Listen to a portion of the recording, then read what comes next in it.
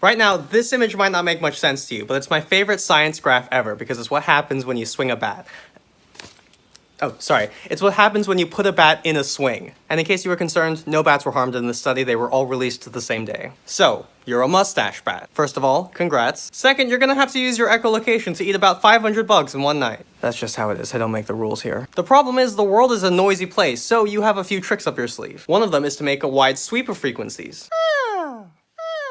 But the other strategy is to make a specific frequency that you are just really, really good at hearing. How good at hearing? As a mustache bat, your ear is physically shaped to be good at hearing that pitch. A mustache bat's inner ear is physically thicker in the exact part of the ear that resonates at that sweet spot frequency.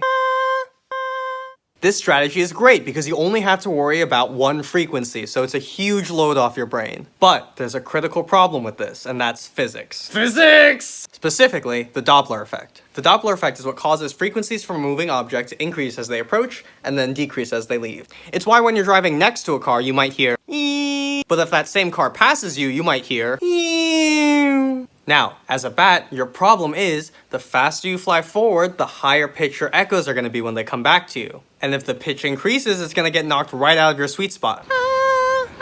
Nice. What? I can't hear anything. So this whole plan can't work. You're constantly moving at different speeds, so the pitch of your echo is constantly changing, and you can't change that sweet spot that's built into your ear. This whole thing is a wash.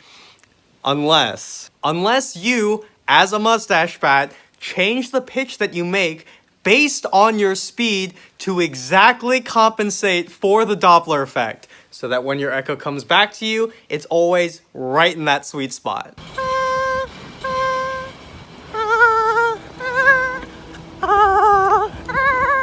Nice! This is called Doppler shift compensation, and it's incredible! But arguably the bigger question is, how did we figure out that bats were doing this? Scientists put bats in a little foam swing, and when they swung the bats forward, they made this beautiful diagram. Those little red dots are measurements of the bat's pitch, and that black curve is the Doppler shift from the movement of the swing. And the pitch changes exactly to match the movement of the swing, so when you add them up together, you get exactly that sweet spot pitch. This is just such a beautiful graph. But some of you might have noticed something about this graph. Why is the pitch not changing on the backward swing? Over here, the red dots are a perfect mirror of the Doppler curve, but over here, they're a flat line. And the answer is so beautifully simple.